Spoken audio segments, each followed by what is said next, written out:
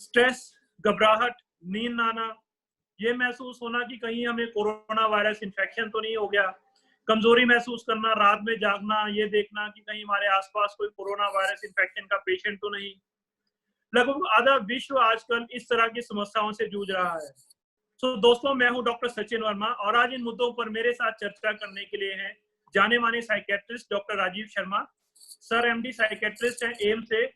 Sir का दिल्ली जनकपुरी में एक क्लिनिक है, ब्यूटीफुल माइंड क्लिनिक, और एक बहुत ही फेमस यूट्यूब चैनल है beautiful mind clinic. So I welcome you sir. बहुत अच्छा लगा आज आपसे बात करने का मौका मिला। Thank you Sachin and welcome you to also and it is pleasure कि आपसे बात करने का मौका मिला। सर, पिछले 2 महीने में मैंने इतने फ्लू से रिलेटेड पेशेंट नहीं देखे, उतने कोरोना वायरस के पेशेंट नहीं देखे जितने कोविड रिलेटेड एंजाइटी के देख लिए हैं। जिस भी व्यक्ति से बात करो उसका सिर्फ एक ही जवाब होता है कि हमें स्ट्रेस हो रहा है। तो सबसे पहले मैं जानना चाहता हूँ सर, ये स्ट्रेस है क्या और ये सबको क्यों हो रहा है? देखिए, स्ट्रेस की मैं बहुत ही सरल सिंपल लैंग्वेज में समझाने की कोशिश करूंगा कि स्ट्रेस क्या होता है। स्ट्रेस मतलब कोई भी चीज अगर हमें लगता है कि हमारी क्षमता से बाहर है बट फिर भी वो हमारे लिए जरूरी है तो वो हमें स्ट्रेस देती है। एग्जाम्पल, इंसानी ब्रेन जो है वो या मन जो है वो ऐसी चीजों को देखता है सबसे पहले, क्या ये चीज मेरे लिए इम्पोर्टेंट है या नहीं। ऑफकोर्स कोरोना जो है वो लोगों के लिए इम्पोर्टेंट है क्योंकि उससे जान भी जा सकती है और घर वालों को भी परेशानी हो सकती है। दूसरी बात ये देखता है कि ये क्या मैं इसे हैंडल कर सकता हूँ या नहीं। जैसे कि अभी तक डॉक्टर सचिन आप मेरे से बेहतर जानते हैं कि वैक्सीन अवेलेबल नहीं है और इसका ट्रीटमेंट भी क्लियर कट नहीं है। तो एक एंजाइटी या स्ट्रेस होना जो है लोगों को नॉर्मल है। तो अगर हमें पैसों की जरूरत है और लगता है कि जितने पैसे चाहिए उससे कम है तो भी हमें स्ट्रेस होगा। अगर हमें कहीं जाना है और हमें लगता है कि वहां पहुंचने में 1 घंटा लगेगा और हमारे पास 40 मिनट है तो भी हमें स्ट्रेस होगा। उसी तरह जब भी कोई चीज ऐसी होती है, फियर ऑफ अननोन, उससे सबसे ज्यादा स्ट्रेस महसूस करते हैं लोग कि कोई भी चीज पता नहीं क्या हो जाएगा और कैसे मैं उसको मैनेज करूंगा, क्या रिसोर्सेज उसके लिए चाहिए होंगे। तो कोई भी चीज जब हमें लगता है कि हमारी कैपेसिटी से बाहर है वो हमें स्ट्रेस देती है। उसके डिफरेंट डिफरेंट टाइप के रिस्पॉन्सेज हो सकते हैं कई लोगों के। कई लोग उसको बहुत अच्छे से हैंडल करें और जिंदगी में बहुत आगे बढ़ जाएं और कई लोग उसमें परेशानी में भी आ जाते हैं, खासकर शुरुआती दौर में। बाद में धीरे धीरे लोग सेटल होने लगते हैं। राइट। तो सर, हमारे पास ओपीडी में पेशेंट्स आते रहते हैं, आप तो साइकेट्रिस्ट ही हैं, डेफिनेटली आपके पास मुझसे ज्यादा पेशेंट इस तरह के आते हैं।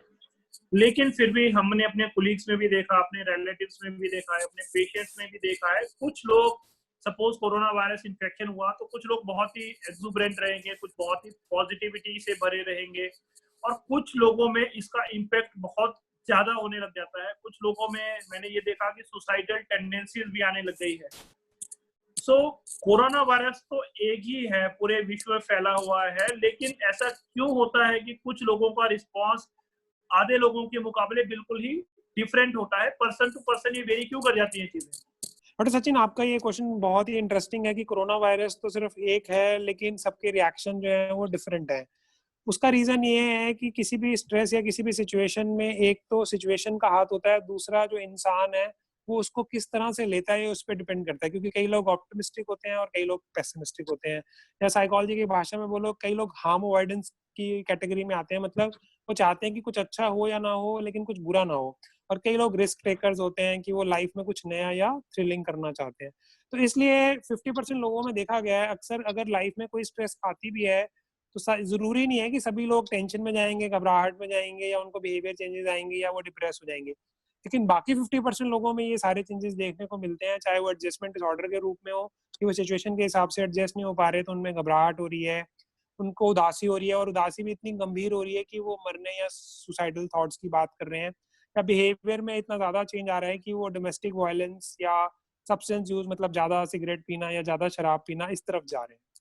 तो ये पर्सन टू पर्सन भी डिपेंड करता है, स्ट्रेस पे तो डिपेंड करता ही है। जैसे बोलते हैं ना, it beauty lies in the beholder, जैसे कि बोलते हैं beauty lies in the eyes of beholder. तो ये इंसान पे भी डिपेंड करता है कि उस सिचुएशन को किस तरह से देखता है। राइट, पॉइंट वेल टेकन है सर। हम भी ऑब्जर्व करते रहते हैं कि कुछ लोग इतने दान कर रहे हैं, कुछ लोग बाहर निकल रहे हैं, सोशल सर्विस कर रहे हैं, और बहुत से लोग योगा कर रहे हैं, कोई मेडिटेशन कर रहा है। तो हर व्यक्ति अपनी तरफ से कोशिश कर रहा है कि वो किसी ना किसी तरह से अपने माइंड को पॉजिटिव रख पाए, अपने आसपास के लोगों को पॉजिटिव रख पाए या इस स्ट्रेस से निकल पाए। लेकिन बहुत सारी कोशिशों के बावजूद इवन दो कि लोग बहुत ज्यादा एफर्ट्स कर रहे हैं, लेकिन फिर भी अगर कुछ लोग तमाम कोशिशों के बावजूद भी इस स्ट्रेस से ना निकल पाए, तो फिर उन्हें क्या करना चाहिए? देखिए बेसिकली ये है कि हमें दो चीजों को देखना पड़ेगा। कुछ चीजें जो स्ट्रेस है वो घर पे ही हैंडल हो सकती है, उसके लिए स्पेशलिस्ट की जरूरत है ही नहीं। जैसे स्ट्रेस क्या है, स्ट्रेस जो है वो फिजिकल स्ट्रेस भी होगी, मतलब शारीरिक स्ट्रेस। अगर आप टाइम पे सो जाते हैं और आप हेल्दी खाना खाते हैं और आप 20-25 या 30 मिनट के लिए एक्सरसाइज कर लेते हैं हफ्ते में 5 दिन, तो एटलीस्ट आपको फिजिकल स्ट्रेस नहीं होगी। क्योंकि जो लोग बिजी नहीं है डॉक्टर्स की तरह, पुलिस वालों की तरह या बाकी लोगों की तरह, या ऑनलाइन पे जो काम कर रहे हैं बहुत ही ज्यादा बिजी हो गए हैं बैंकिंग सेक्टर में, बाकी लोगों के पास तो टाइम की कमी नहीं है, तो अपनी स्लीप रूटीन को अगर वो मेंटेन करते हैं तो उनको फिजिकल स्ट्रेस जो है वो कम होगी।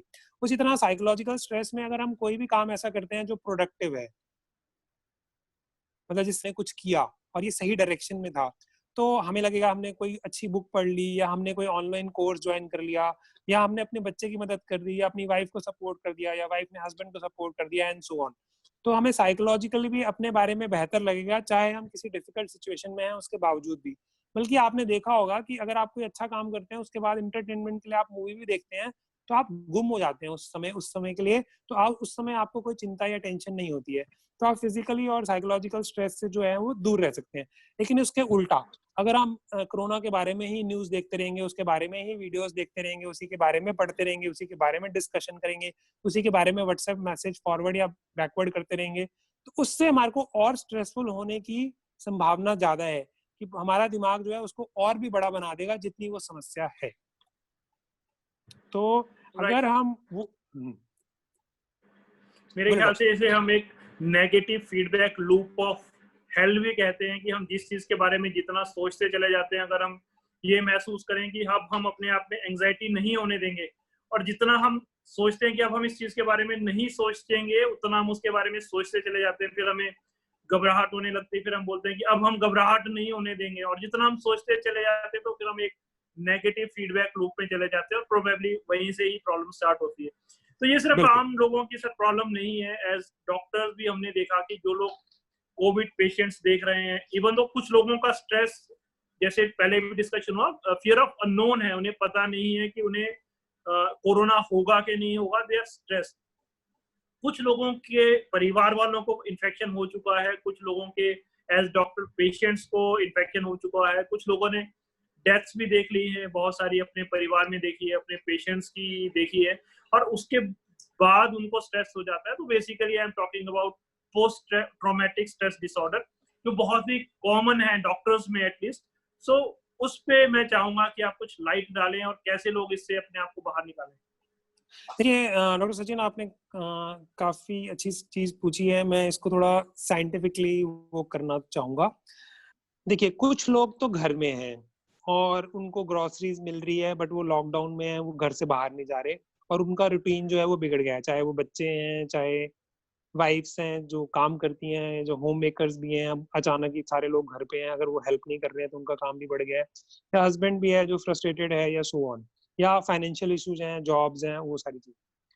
कुछ लोग जो हैं वो सच में ही बहुत गंभीर समस्या में, जैसे पुलिस वाले हैं जिनका काम बहुत ज्यादा बढ़ गया है और उनको भी उतना ही रिस्क है कोरोना का, बल्कि ज्यादा रिस्क है, उनको लोगों को स्क्रीन भी करना है। डॉक्टर्स हैं, डॉक्टर्स में चाहे वो डॉक्टर्स ही हों, सिस्टर्स हों, इवन क्लीनिंग वाला जो स्टाफ है उनका भी हमें शुक्रगुजार होना चाहिए। उनका जो काम है वो जरूरत से ज्यादा बढ़ गया है। तो अब उसमें क्या होगा, नॉर्मली जब इंसान को दिक्कत आती है तो जैसे हमने बात की, 50% लोग तो बल्कि सेवा कर रहे हैं, हेल्प कर रहे हैं और आगे बढ़ रहे हैं, या अपनी जिंदगी में कोई बदलाव ला रहे हैं, छोटा या बड़ा। लेकिन बाकी लोग जो परेशान हो जाते हैं उसमें दो कैटेगरीज आती हैं। एक तो है कि छोटी मोटी दिक्कत आ रही है, तो उसमें तो एडजस्टमेंट डिसऑर्डर होगा। एडजस्टमेंट डिसऑर्डर में 2-3 तरह के रिएक्शन होंगे, या तो डिप्रेशन होगा, उदासी होगी, रोने का मन करेगा, या गंभीर हो जाएगा तो सुसाइडल मन भी करेगा। एडजस्टमेंट डिसऑर्डर का मतलब है जिंदगी में जो तनाव आया उससे आप एडजस्ट नहीं कर पा रहे हैं। उसके बाद दूसरी बात है, कुछ लोगों को घबराहट होगी, उनको डर लगेगा मुझे कोरोना ना हो जाए, फैमिली को ना हो जाए, जैसे कि आपने बताया था। और कुछ लोग जो हैं जिन्होंने इसकी वजह से अपने घर वालों को खो दिया, कुछ लोग जो हैं जो इससे ग्रस्त हो चुके, कुछ लोग जो हैं, जो डॉक्टर्स हैं, जो टीम मेडिकल स्टाफ है जो इसको डील कर रहा है डायरेक्टली, और उनको पता है कि उनको खतरनाक रिस्क है, उस केस में एक वर्ड यूज होता है पोस्ट ट्रॉमेटिक स्ट्रेस डिसऑर्डर। वैसे तो ये शब्द का इस्तेमाल होगा 1 महीने बाद। पहले हम बोलेंगे एक्यूट स्ट्रेस डिसऑर्डर या एक्यूट स्ट्रेस रिएक्शन, जो पहले 3 दिन के लिए होता है। उसके बाद तीसरे दिन से लेके 1 महीने तक इसको एक्यूट स्ट्रेस डिसऑर्डर बोलेंगे। बिकॉज पीछे मैंने एक फोटोग्राफ देखी थी जिसमें इटली में एक डॉक्टर रो रहा था, तो हो सकता है कि वो एक्यूट स्ट्रेस डिसऑर्डर में आएगा अगर महीना पूरा नहीं हुआ। अगर 1 महीना पूरा हो जाता है तो ये अक्सर ये देखा गया है कि 95% लोग फिर भी सेटल हो जाते हैं, चाहे वो इतनी डिफिकल्ट सिचुएशन में भी रहे। जैसे फौजी लोग रहते हैं वर्ल्ड वॉर 1, वर्ल्ड वॉर 2 या कारगिल वॉर वगैरह में। बट जो 5% लोग हैं उनके साथ शायद ये जिंदगी भर रहे, उनके लिए एक जिंदगी आफ्टर कोरोना डिफरेंट ही हो जाए हमेशा के लिए। तो उसमें यूज वर्ड करते हैं पोस्ट ट्रॉमेटिक स्ट्रेस डिसऑर्डर। मतलब पोस्ट मतलब बाद में, स्ट्रेस मतलब टेंशन की वजह से, ट्रॉमा मतलब परेशानी, और डिसऑर्डर मतलब कि जो परेशानी परेशानी हुई है उसमें ये हो सकता है कि जैसे रात को सपने आना उसी बारे में, रात को नींद ना आ पाना, उस बारे में बात करें तो मन ना करना, वो सारी चीजें आने वाले समय में आएंगी। अभी जो आप पोस्ट ट्रॉमेटिक स्ट्रेस डिसऑर्डर की बात कर रहे थे, मेनली वो एक्यूट स्ट्रेस डिसऑर्डर होगा और मेजोरिटी में बिना किसी दवाई के ठीक हो जाएगा। बट 5% लोग जरूर हैं जो जिन्होंने अपने घर वालों को लूज किया है, या जो डॉक्टर्स हैं या मेडिकल स्टाफ है, या जो लोग बहुत फ्रंट लाइन पे हैं, उनको ये सारी प्रॉब्लम्स आ सकती हैं। या किसी की लाइवलीहुड भी अगर चली जाती है जॉब वगैरह, तो भी प्रॉब्लम आ सकती है। सो इशू ये है कि फिर जैसे डिस्कशन हुआ कि बहुत सारी चीजें आपने भी बताया कि लोग कर सकते हैं, लेकिन वो कौन सी स्टेज है जहाँ पे लोगों को फिर साइकेट्रिस्ट की हेल्प लेने की जरूरत है? बिकॉज पीपल शुड नो कि ये मेरा डोमेन है, यहाँ पे मुझे खुद एफर्ट करने हैं और इसके बाद तो अब मुझे साइकेट्रिस्ट के पास ही जाना है। तो वो रेड फ्लैग साइन या वो डेंजर साइंस कौन से हैं बेसिकली जो आम लोगों को पता होनी चाहिए? देखिए, इसको बेसिकली हम 3 कैटेगरीज में बांट सकते हैं। एक तो आपने घर पे अपनी हेल्थ का ध्यान रखा, आपने अपने फाइनेंसिस का ध्यान रखा, अपने फैमिली के साथ मिले जुले और आपने अपने स्ट्रेस लेवल को कम कर लिया और उससे ही आपकी घबराहट काफी हद तक कम हो गई, आपने थोड़ी बहुत नॉलेज इकट्ठा की।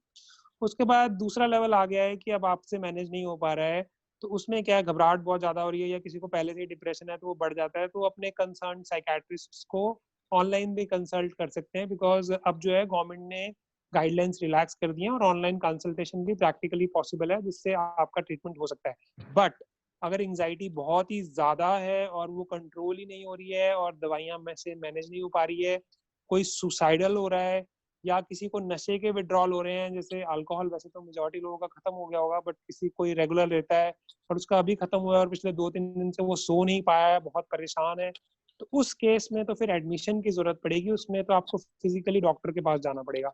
तो अगर कोई सुसाइडल है, सब्सटेंस का विड्रॉल है, तो खासकर अल्कोहल का, या कोई स्मैक लेता है या अफीम या उस तरह की चीजें लेते हैं, तो उनको दिक्कत आएगी, उनको एक स्पेशलिस्ट के पास फिजिकली जाना पड़ेगा, शायद वो ऑनलाइन से भी मैनेज ना हो पाए। राइट। सो अब हमने स्ट्रेस मैनेजमेंट की बात की, हमने रेफरल टू साइकेट्रिस्ट की बात की। ऑब्वियसली जब हम योगा मेडिटेशन की बात करते हैं तो अब हमने माइंड को रिलैक्स करने की कोशिश करते हैं। सो अब क्योंकि लोगों के माइंड में वो नेगेटिव फीडबैक लूप चल ही रहा है, जहाँ पे उनका माइंड डाइवर्ट हो ही नहीं पा रहा है, तो मैं चाहता हूँ आपको सजेशन दें कि लोग किस तरह से अपने माइंड को रिलैक्स करें, कैसे वो उन चीजों पे फोकस करें या किन चीजों पे वो फोकस करें जिससे उनका माइंड रिलैक्स हो पाए या फिर वो इस तरह की एंजाइटी से निकल पाए। देखिए, एक तो 2 चीजें इंपॉर्टेंट हैं। सबसे पहले एक पहली चीज की बात करते हैं, स्टीवन कोवी जी ने कहा था, एक सर्कल ऑफ कंसर्न होता है और एक सर्कल ऑफ इन्फ्लुएंस होता है। सर्कल ऑफ कंसर्न मतलब जो चीजें हमें परेशान करती हैं, सर्कल ऑफ इन्फ्लुएंस जिनका हम कुछ कर सकते हैं। तो अगर हम अपने उस दायरे में रहेंगे जिनका हम कुछ कर सकते हैं तो हम खुश रहेंगे, और अगर हम उन चीजों के बारे में सोचेंगे जो हमारे दायरे में है ही नहीं। अब जैसे मैं तो वैक्सीन नहीं बना रहा, अगर मैं वैक्सीन के बारे में ही सारा टाइम सोचता रहूंगा तो मेरा परेशान होना जो है वो लाजमी है, क्योंकि वो मेरे हाथ में है ही नहीं, ये तो उस साइंटिस्ट के हाथ में है जो इस पे काम कर रहा है। तो इम्पोर्टेंट ये है कि हम उन चीजों पे फोकस रखें जो हमारे हाथ में है। हमारे हाथ में क्या है कि हम टाइम पे सो जाएं, क्योंकि टाइम पे ना सोना, अक्सर मैंने क्या देखा है कि रात के 2-2 3-3 बजे तक लोग बातें करते रहते हैं, व्हाट्सएप मैसेजेस शेयर करते रहते हैं। उसकी वजह से उनकी इम्यूनिटी भी कम होगी, जो कि बहुत ही इंपॉर्टेंट है कोरोना के वायरस के टाइम में। इसलिए अगर आपको सिर्फ एक ही चीज करनी है तो वो करना है टाइम पे सोना, क्योंकि अगर आप टाइम पे सोएंगे तो आप टाइम पे उठेंगे। उसके बाद दूसरी चीज अगर आपको करनी है तो वो है हेल्दी ईटिंग। इस टाइम मैंने देखा है कि मैगी नहीं मिल रही, पेप्सी नहीं मिल रही, जैसी वो आती है वो खत्म हो जाती है। क्योंकि इम्पोर्टेंट क्या है कि जब भी स्ट्रेस होता है तो या तो लोग जंक फूड और नशे की तरफ जाते हैं, या वो हेल्दी ईटिंग की तरफ आ जाते हैं। तो दूसरा उनको काम करना है हेल्दी ईटिंग।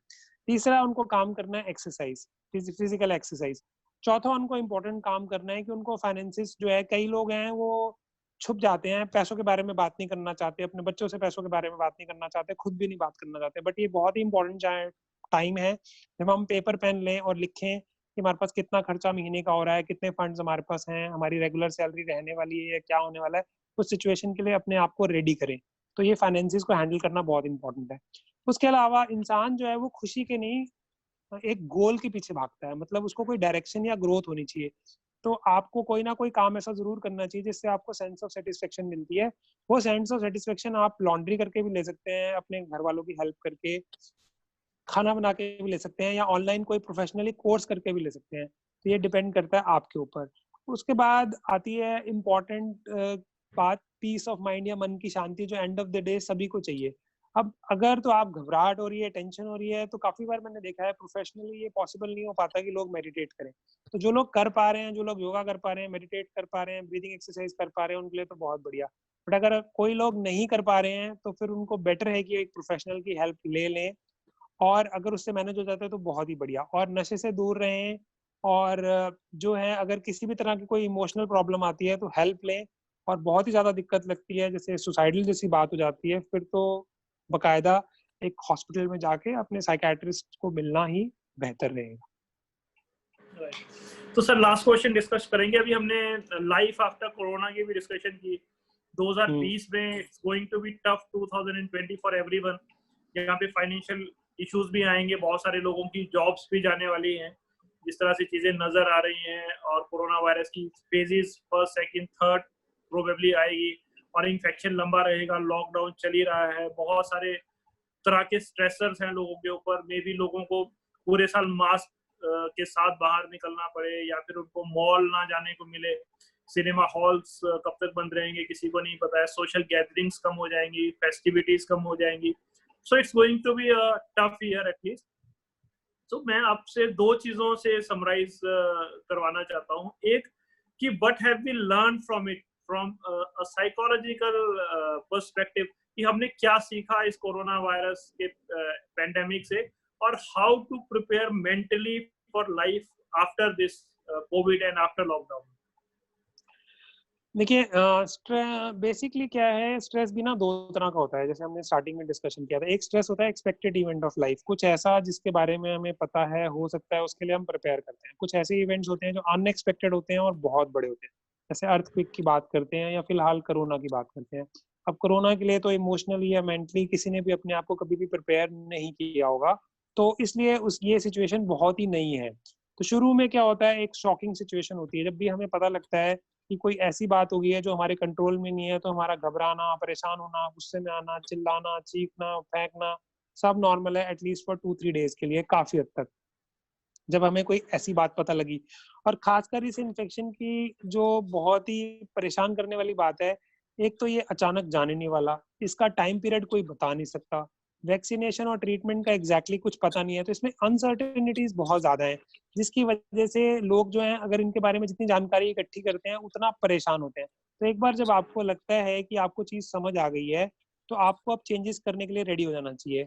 अब चेंजेस भी इसमें मल्टीपल लेवल पे आएंगे। इसमें चेंजेस क्या है कि जो लोग गवर्नमेंट जॉब्स में हैं उनका डिफरेंट सिनेरियो है, जो लोग प्राइवेट जॉब्स में हैं उनका डिफरेंट सिनेरियो, जो बिजनेस में है उनका डिफरेंट सिनेरियो।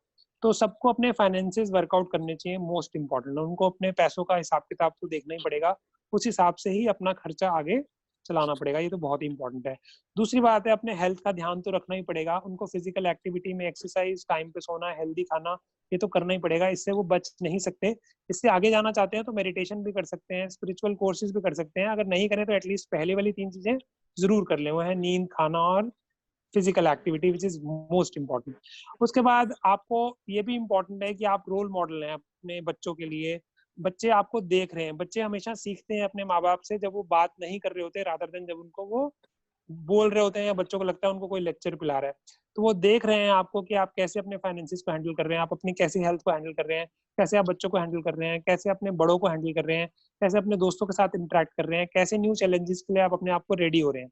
तो इंसानी फितरत है कि जब भी उसे लगता है कि कोई डायरेक्शन है, कुछ पॉसिबिलिटी अगर वो निकाल लेते हैं, तो उनको हमेशा ही अच्छा लगता है, और उस डायरेक्शन की तरफ वो काम करना अगर शुरू करते हैं तो उनको उसमें मजा आता है। हमारी लाइफ में कोई ना कोई एक्टिविटी ऐसी जरूर होनी चाहिए कुछ घंटों के लिए जो कि प्रोडक्टिव हो और हमें लगे इससे हमें कोई बेनिफिट होने वाला है। वो चाहे हम दूसरों की हेल्प करके ले रहे हैं, काफी लोग ऐसा काम कर रहे हैं कि वो दूसरों की हेल्प कर रहे हैं, अपने बारे में नहीं सोच रहे, जिसको एल्ट्रुइज्म भी बोलते हैं, या वो अपनी फैमिली के बारे में भी सोच रहे हैं, तो वो बहुत अच्छी बात है। तो जब ये चीजें हो जाएंगी तो बाकी मास्क के साथ घूमना, कम्युनिकेशन चेंज हो जाएगा, फ्रेंड्स के साथ ना मिल पाना, कई लोगों के बर्थडेज निकल गए, घर में बैठे-बैठे ही ऐसे कई लोग पार्टीज करते थे, वो मिल नहीं पा रहे हैं, जो दोस्त नहीं मिल पा रहे, किटी पार्टीज नहीं हो पा रही हैं। तो सोशल गैदरिंग एक आम इंसान के लिए ज़रूरी है एक लेवल तक। उसका तरीका बदल जाएगा, अब आप वीडियो चैटिंग कर सकते हैं, काफ़ी सारी ऐप्स आ गई हैं जिसपे 4-4, 8-8 लोग इकट्ठे आ सकते हैं। तो काफ़ी लोग मेरे साथ शेयर भी करते हैं कि 4-4 फैमिलीज़ जो हैं वो इकट्ठी बातें करती हैं, या उनके व्हाट्सएप ग्रुप है उसमें वो कुकिंग कॉम्पिटिशन रखते हैं, गानों का कॉम्पिटिशन रखते हैं। तो काफ़ी सारे तरीके हैं। इंसान जो है वो काफ़ी इंटेलिजेंट जानवर है। तो वो चाहे तो इससे बाहर निकल सकता है, ऐसा नहीं है कि बाहर नहीं निकल सकता है, इसके साथ हमें जीना पड़ेगा।